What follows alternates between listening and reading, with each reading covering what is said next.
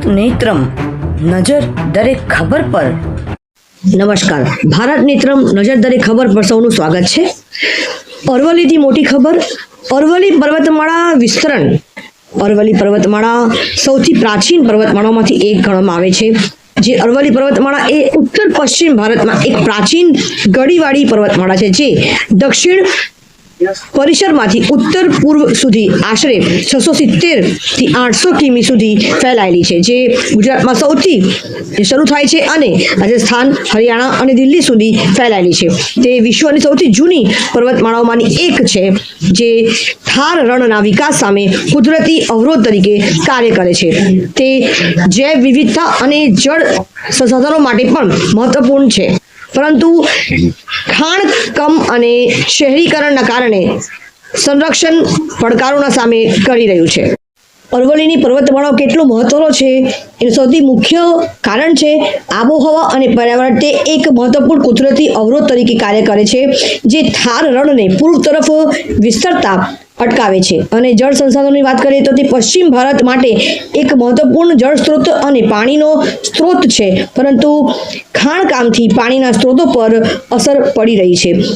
જૈવ વિવિધતાની વાત કરીએ તો તે ભારતીય વરુ, કારાકાલ અને હાયના જેવી ઘણી લુપ્તપ્રાય અને પ્રજાતિઓનું ઘર છે, અને તે એક ઇકો હોટસ્પોટ તરીકે પણ ઓળખાઈ રહ્યું છે.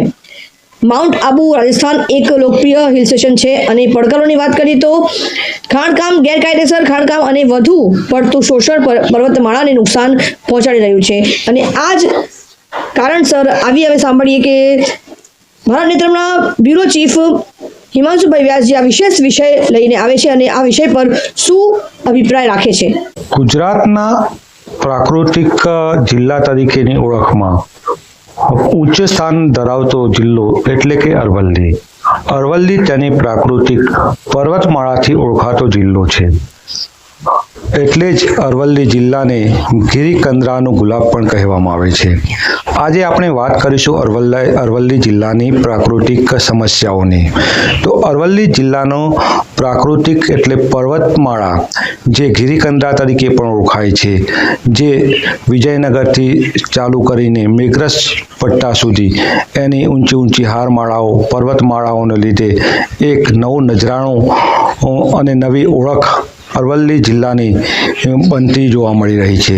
ત્યારે વાત જાણવા મળી છે એ પ્રમાણે કે 100 મીટરથી ઓછી ઊંચાઈ ધરાવતું આ પર્વતમાળાને ખનન માટે આપવા માટેની ચર્ચા વિચારણાઓ થઈ રહી છે.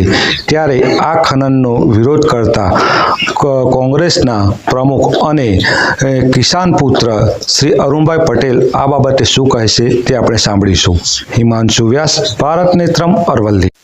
આ વિશેષ વિષય લઈને કોંગ્રેસના અરવલ્લી જિલ્લાના જિલ્લા અધ્યક્ષ અરુણભાઈ પટેલજી સાંભળીએ કે હવે એમનો અભિપ્રાય શું છે આ વિશેષ વિષય લઈને. જે અરવલ્લીની પર્વતમાળાઓ છે આ વિશેષ વિષય લઈને શું કહેવા માંગે છે, સાંભળીએ અરુણભાઈ પટેલજી, જે અરવલ્લી જિલ્લાના કોંગ્રેસના જિલ્લા અધ્યક્ષ છે.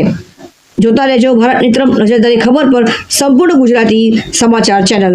નમસ્કાર, ધન્યવાદ. તમારો દિવસ શુભ રહે. ભારત માતા કી જય. જય જય ગરવી ગુજરાત. વંદે માતરમ. નમસ્કાર, ધન્યવાદ. અરવલ્લીની ગિરિમાળાઓ એ પથ્થરની હારમાળા નથી, તે ખેડૂતોનું પાણી અને પાક બચાવવાની હારમાળા છે. અરવલ્લી જિલ્લાની અંદર આવેલી હારમાળાઓને કે જે 100 મીટરની ઓછી હોય તેને અરવલ્લીની હારમાળામાં ગણાય નહીં, અને તેની મંજૂરી ખનન માટે અને બીજા ઉપયોગ માટે આપી શકવાની વાત જ્યારે ચાલી રહી છે, ત્યારે અરવલ્લી જિલ્લાના પ્રજાજનો, પ્રકૃતિ પ્રેમીઓ, ખેડૂતો અને આદિવાસી પ્રજા સાથે ખૂબ અન્યાય થઈ રહ્યો હોય એવું લાગી રહ્યું છે. ત્યારે પ્રકૃતિ પ્રેમીઓ અને સૌ સાથે મળી આગામી સમયની અંદર અરવલ્લી બચાવનું એક અભિયાન શરૂ કરવામાં આવશે. અરવલ્લી હારમાળાઓને કારણે અરવલ્લી જિલ્લામાં સુપ્રસિદ્ધ યાત્રાધામ શામળાજી સહિત ઘણા બધા યાત્રાધામો પણ આવેલા છે. એનું પણ સામે પ્રશ્નાર્થ ઊભો થશે. સાથે સાથે જે મેસો ડેમ, માજુમ ડેમ અને સાબરમતી નદીઓની અંદર જે વહેતું પાણી એ અરવલ્લીની હારમાળાઓમાંથી આવતું પાણી છે, જેના કારણે પાણીને પણ ખૂબ નુકસાન થવાનું છે, ખેડૂતોના પાકને પણ નુકસાન થવાનું છે. ત્યારે આવો આપણે સૌ સાથે મળી અરવલ્લી બચાવો અભિયાનની અંદર જોડાઈએ, અને જો આ અભિયાન અરવલ્લી બચાવોની અંદર જો સરકાર વહેલી તકે નિર્ણય નહીં લે તો આગામી સમયમાં સૌ સાથે મળી અને અભિયાનને ઉગ્ર બનાવવામાં આવશે, એમાં કોઈ શંકાને સ્થાન નથી. જોવા બદલ આભાર. ભારતની તરફ નજર દરેક ખબર પર ચેનલને લાઈક કરજો, શેર કરજો, કમેન્ટ્સ કરજો અને હા, સબસ્ક્રાઇબ કરતા ભૂલશો નહીં.